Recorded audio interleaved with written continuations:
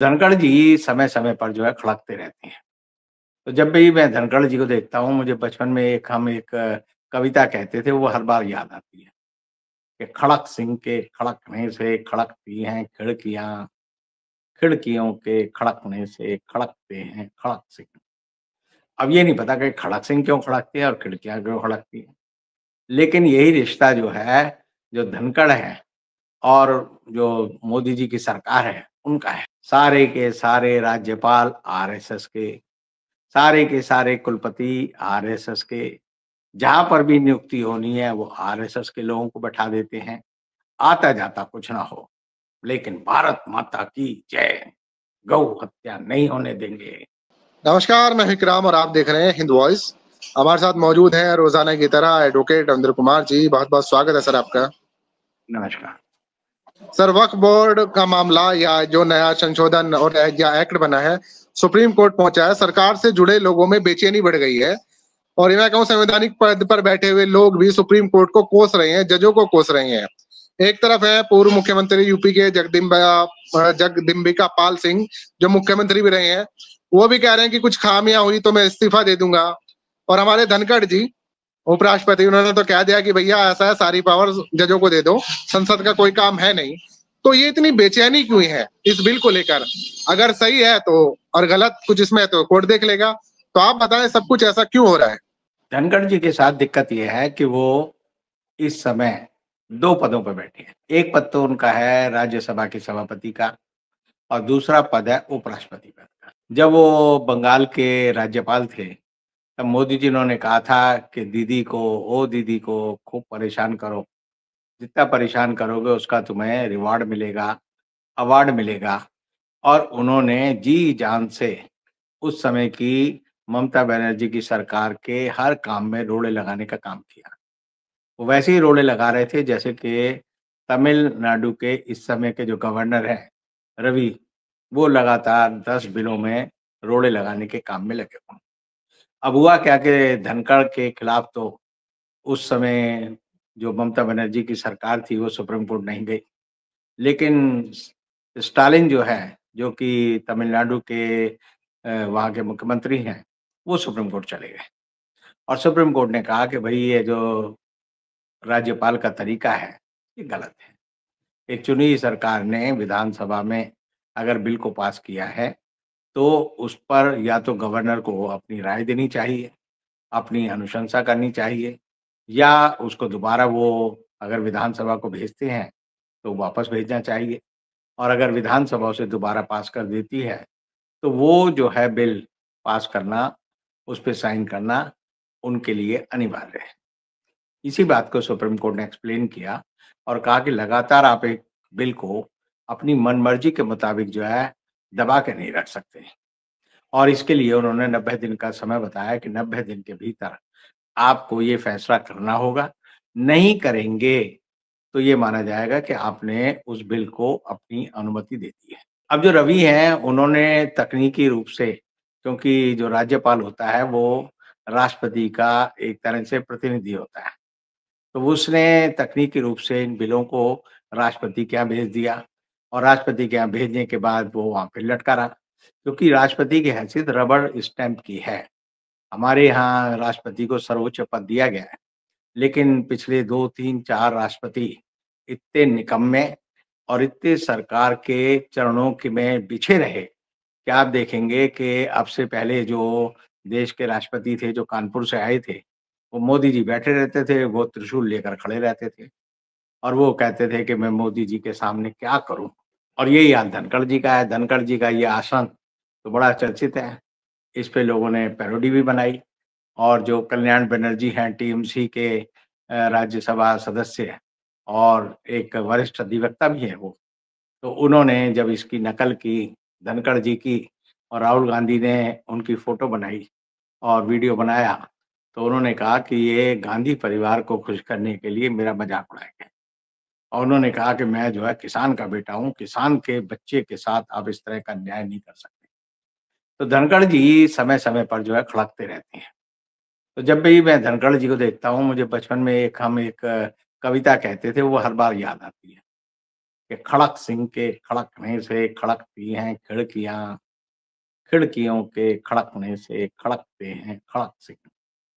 अब ये नहीं पता कि खड़क सिंह क्यों खड़कती है और खिड़कियां क्यों खड़कती है, लेकिन यही रिश्ता जो है, जो धनखड़ है और जो मोदी जी की सरकार है, उनका है।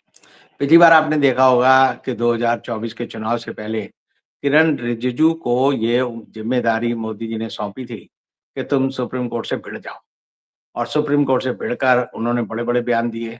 उन्होंने कहा कि जो एनजे यानी national judicial accountability commission act है, उस पर जो है उन्होंने बहुत बार कहा कि उसको सरकार लाना चाहती है, लागू करना चाहती है, अदालतों पर लगाम लगाना चाहती है, जजों की नियुक्ति पे अपनी भूमिका रखना चाहती है। तो उसका लुब्बो-लुभाव क्या था? उसका एक ही लुब्बो-लुभाव था कि जजों का जो अपॉइंटमेंट हो, उसके लिए जो समिति बने, उसमें 2 ऐसे प्रमुख व्यक्ति हों, जो सरकार अपॉइंट करे। अब वक्फ बोर्ड में भी आप देखेंगे तो सरकार क्या चाहती है कि वक्फ काउंसिल में जो लोग नामित होते हैं, उनमें 2 वो लोग हों जो सरकार नॉमिनेट करे। जो राज्यों के वक्फ काउंसिल है, उसमें भी क्या चाहती है सरकार कि 11 में से 2 हमारे पास हों, केंद्र में 22 में से 2 हमारे लोग हों। यानी अपने चमचों को घुसेड़ना हमारा अधिकार है, ये सरकार मानती है। और उससे पहले सुप्रीम कोर्ट के एक जज थे, कुरियन जोसेफ, और उसके बाद दूसरे एक जो जज साहब आए जो क्रिश्चियन थे, उन्होंने एक फैसला दिया था। उन्होंने फैसला दिया था कि जो सीईसी होते हैं, चीफ इलेक्शन कमीशन, उनके यहाँ जो इलेक्शन कमिश्नर की नियुक्ति होती है, उसको 3 लोग तय करेंगे। उनमें एक कमेटी होगी, उस कमेटी में प्रधानमंत्री होंगे, भारत के मुख्य न्यायाधीश होंगे और भारत के जो प्रतिपक्ष के लोकसभा के नेता हैं, वो होंगे। अब इस बात से भी केंद्र सरकार को बड़ी चिढ़ हुई और उन्होंने कहा कि अदालतें ये कैसा कर सकती हैं? चुनाव आयोग में तो सारे चमचों को भर्ती करना हमारा जन्मसिद्ध अधिकार है। अगर चुनाव आयोग में हमारे चमचे नहीं रहेंगे, तो हम चुनावी आचार संहिता की धज्जियाँ कैसे उड़ाएँगे? कैसे हम चुनावी प्रक्रिया में घपलेबाज़ी करेंगे? कैसे हम चुनाव का मज़ाक उड़ाएँगे? कैसे हम वोटरों की संख्या बढ़ाएँगे? कैसे मर्जी से गिनती करेंगे? कैसे हारे को जिताएँगे और जिताए को हारेंगे? तो सरकार तुरंत एक अध्यादेश लाई और उसे बिल बनाकर पास भी कर दिया। और उसमें ये क्या कि व्यवस्था की कि उसमें एक तो प्रधानमंत्री होंगे, एक प्रधानमंत्री के द्वारा चुना गया मंत्रिमंडल का उनका एक सदस्य होगा और विपक्ष के नेता होंगे। मतलब साफ है कि 2 आदमी मोदी जी के होंगे, 1 आदमी विपक्ष का होगा, तो चाहे कोई भी फैसला हो, नाला तो यहीं गिरेगा। पंचों की महाराज सर माथे पे, नाटक भी हो जाएगा और अपने आदमी को बैठाकर जो है अपना उल्लू भी सीधा कर लिया जाएगा। तो इसीलिए चुनाव आयोग में उल्लू बैठाने की जो परंपरा मोदी सरकार ने शुरू कर रखी है, उसी तरह वो चाहते थे कि नेशनल जुडिशियल अकाउंटेबिलिटी कमीशन में जजों की नियुक्ति में भी 2 आदमी मोदी सरकार के चमचे हों। और वो कौन से होंगे? वो हर हाल में आरएसएस के प्रचारक होंगे। आप देखिए मोदी सरकार का अब तक का 11 साल का इतिहास, सारे के सारे राज्यपाल आरएसएस के, सारे के सारे कुलपति आरएसएस के, जहाँ पर भी नियुक्ति होनी है वो आरएसएस के लोगों को बैठा देते हैं, आता-जाता कुछ ना हो। लेकिन भारत माता की जय, गौ हत्या नहीं होने देंगे और वंदे मातरम, और हिंदुस्तान में रहना होगा तो वंदे मातरम कहना होगा। ऐसे लोगों को ये चुन लेते हैं।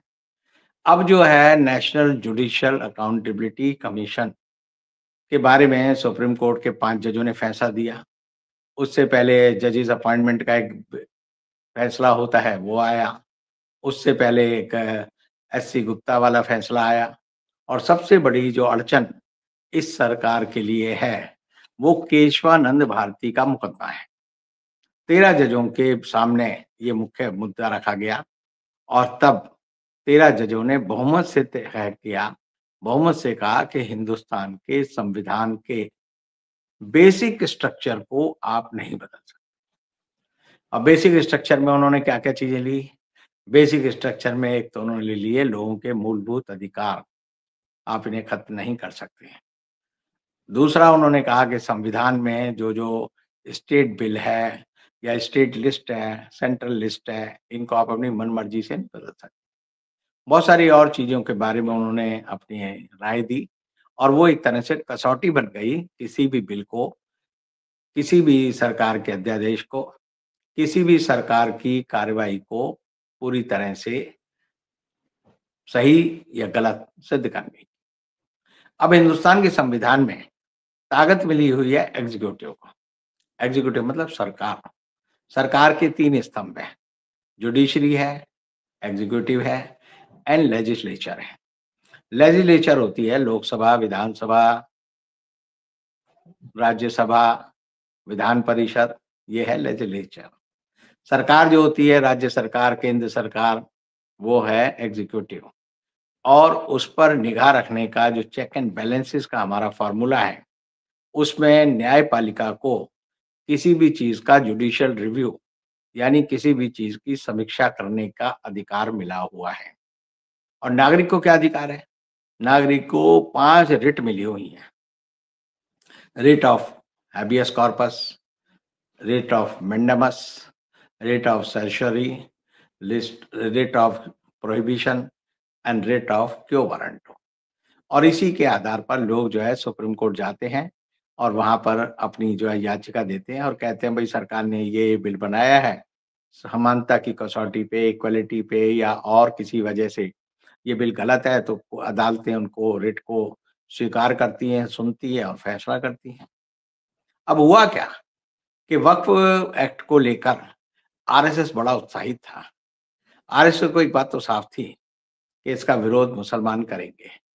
उनको ये भी था कि विपक्ष इंडिया गठबंधन भी इसका विरोध करेगा, लेकिन एक पूरा ढांचा खड़ा किया गया। ये दिखाया गया कि मोदी सरकार पंचर लगाने वाले मुसलमानों के हितों की रक्षक है। जो आदमी पंचर लगाता है, इसका मतलब है वक्फ बोर्ड ने अपनी जिम्मेदारी पूरी नहीं निभाई। अब मुसलमानों के लिए तो बात ठीक है, लेकिन पंचर तो हिंदू भी लगाते हैं। अब हिंदू पंचर लगाता है तो इसके लिए उन्होंने ये नहीं कहा कि सारे मंदिर, सारे ट्रस्ट, सारे एंडोवमेंट जो कि हिंदुओं के कब्जे में हैं, उनकी भी ज़िम्मेदारी है कि उन्होंने पंचर लगाने वालों को क्यों नहीं पढ़ा-लिखा कर रोज़गार दिया। तो लेकिन मोदी जी जब भी बात कहते हैं, तो वो सिर्फ़ आधा सच बोलते हैं, बाकी झूठ होता है। 50% झूठ और उसके बाद जो है ऐसा सच जो झूठ से भी बुरा होता है। तो वो उन्होंने ये बिल को पास कराने के लिए पूरी नौटंकी की। पहले राज्यसभा में बिल लाया गया, फिर ये कहा गया कि भई इसको हम जो है संसदीय समिति को भेज रहे हैं और जिन जगदम्बिका पाल जी की आप नाम ले रहे हैं, वो संसदीय समिति के अध्यक्ष थे। उन्होंने डंडे के ज़ोर पे मिनटों का काम सेकंड में, घंटों का काम मिनट में और सालों का काम 1 दिन में, कड़ाक से उन्होंने बिल में जितने अमेंडमेंट, जितने सुझाव आए, उनको समेट-समूट कर मोदी जी की जो चरण स्तुति थी, उसके हिसाब से बिल का मसौदा बनाकर अप्रूव करके भेज दिया। मोदी जी ने भी आओ ना देखा ताओ, पहले लोकसभा में धड़-धड़, धड़-धड़ पास कराया, फिर राज्यसभा में पास कराया। राष्ट्रपति मुर्मू बैठी हुई थी, उन्होंने कहा जल्दी से लाओ। उन्होंने उस पे हस्ताक्षर कर दिए, नोटिफ़िकेशन हो गया, बिल एक्ट बन गया। तुरंत जो है एक्ट बनते ही लोग बीच में ही तैयारी करके बैठे थे। जैसे ही एक्ट बना सुप्रीम कोर्ट में उन्होंने पिटीशनें डाल दी, 150 पिटीशन टल गई। अब बुरा हुआ, बुरा क्या हुआ कि मोदी जी को ये उम्मीद थी, आरएसएस को एक उम्मीद थी कि धीरे-धीरे, खरामा-खरामा जैसी हमारी अदालतों का काम करने का तरीका है, धीरे-धीरे चलेगा और धीरे-धीरे मेरी ज़िंदगी में आना। मोदी जी ये गाना अक्सर गुनगुनाते रहते हैं। तो उन्हें नहीं पता था कि ये आएगा आनन-फानन में। जितनी तेज़ी जगदीका पाल ने दिखाई है, जितनी तेज़ी लोकसभा ने दिखाई, जितनी तेज़ी राज्यसभा ने दिखाई, जितनी तेज़ी भारत की उपराष्ट्रपति ने और राष्ट्रपति ने दिखाई, उतनी तेजी से सुप्रीम कोर्ट के प्रधान न्यायाधीश उन्होंने दिखाई। संजीव खन्ना ने कहा आओ, आओ हम इसको सुनते हैं। संजीव खन्ना, संजय कुमार और केवी विश्वनाथन तीनों ने आंगन-फांगन में अपनी तैयारी भी पूरी कर रखी थी। पढ़ के आए थे और उन्होंने आते ही कहा कि भई प्रिवी काउंसिल ने 100 फैसलों में कहा है कि वक़्फ़ के बारे में हमने अपनी राय दे दी है।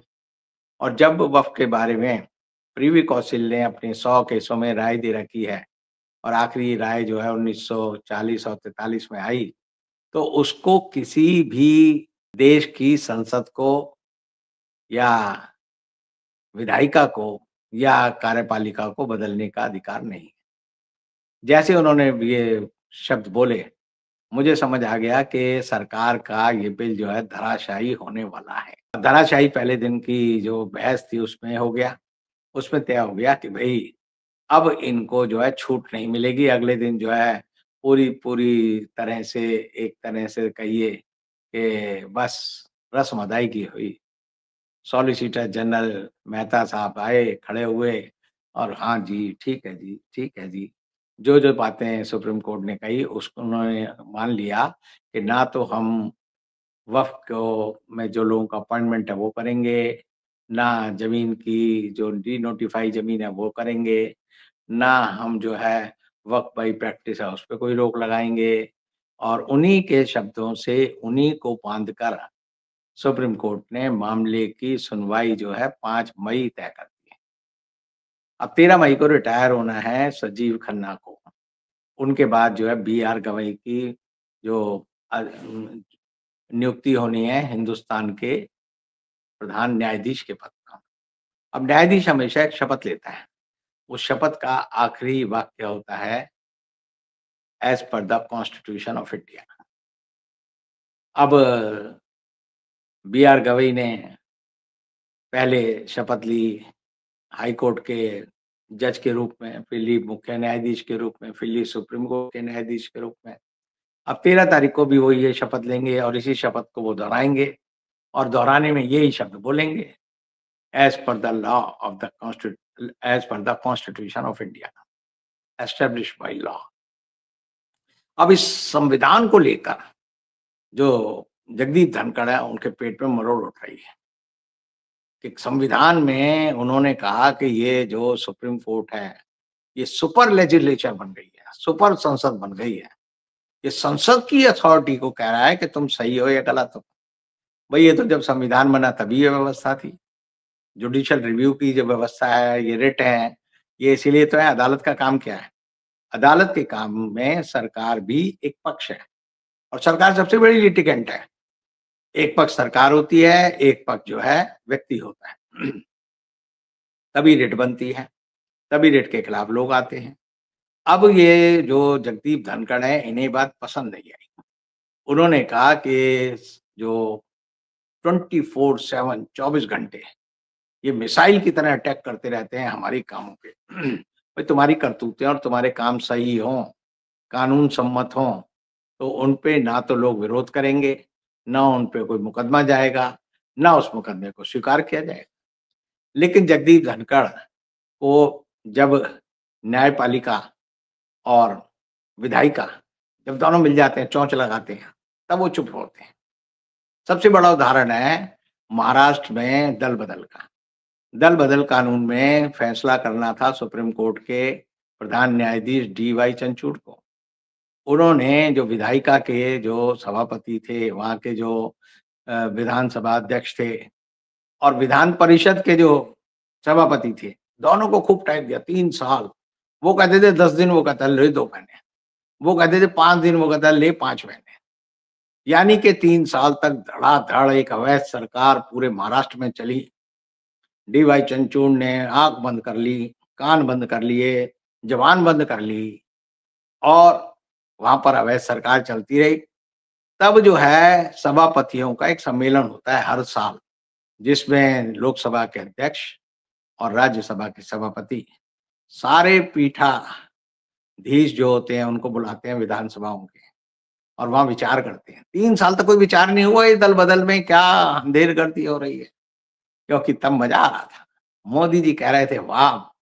चंद्रचूड़ ने क्या दांव चला है, और इसीलिए वो चंद्रचूड़ के घर गणपति के लड्डू खाने भी गए। लड्डू खाने के साथ-साथ उन्होंने जो डीवाई चंद्रचूड़ थे और जो गरिमा थी भारत के प्रधान न्यायाधीश पद की, उसको मिट्टी में मिला दिया। लेकिन तब बड़े खुश थे। मोदी जी वाले फैसले करते हैं। जब भी सुप्रीम कोर्ट कहता है कि हाँ, ये जो ईवीएम है इससे चुनाव सही होता है, तब कहते थे हाँ, ये न्यायपालिका का सही फैसला है। जब सुप्रीम कोर्ट ने चुनाव पद्धति को लेकर चुनाव आयोग के फर्जी दस्तावेजों को सही माना, तब तो लगा कि वाह, ये न्यायाधीश हो तो ऐसा हो। लेकिन जब लगा कि अब पलटी आ रही है, एक कहावत है, रिकॉर्ड जो होता है ना, पहले ए साइड से बजता है, फिर पलट के बजता है। जब पलट के बजा तो उन्हें लगा कि ये जो है अपनी सीमा का अतिक्रमण कर रहे हैं, और उन्होंने कहा राष्ट्रपति को कैसे निर्देश दिया जा सकता है। इस देश की राष्ट्रपति आज के दिन एक ऐसी औरत है जिसकी चिट्ठी को चुनाव आयोग कूड़े में फेंक देता है, और उस बेचारी को समझ नहीं आता, वो अनपढ़ औरत है। मैं इसलिए कह रहा हूँ, ये मेरा व्यक्तिगत अनुभव है। मैं उसको संविधान का एक अनुच्छेद कई बार बता चुका कि मैडम इसे पढ़ लो। वो पढ़ती नहीं, अनपढ़ है, जाहिल है, और चिट्ठी लिख देगी वो किसको? चुनाव आयोग को, जो कानून सम्मत है। चुनाव आयोग कहता है ये अनपढ़ औरत है, इसका क्या मतलब? मोदी जी की सेवा करेंगे या हम इस औरत की सेवा करेंगे? वो कहते हैं तुम घर में बैठी रहो। बेचारी बैठी रहती है। अब उसके ऊपर धनखड़ जी कहते हैं कि हमारी राष्ट्रपति को कैसे ये निर्देश दे सकते हैं। मेरा ये कहना है, ऐसी नालायक हमारी राष्ट्रपति आज के दिन हैं, उनकी चिट्ठी को चुनाव आयोग रद्दी की टोकरी में फेंक देता है, जो संवैधानिक चिट्ठी है। तो ऐसे में निर्देश देने की जिम्मेदारी अदालत की है और किसकी है? यही मेरा कहना है। बहुत-बहुत शुक्रिया सर, और मुझे लगता है कि दर्शकों को बहुत मजा आया होगा आपने जो कमिटमेंट किए हैं।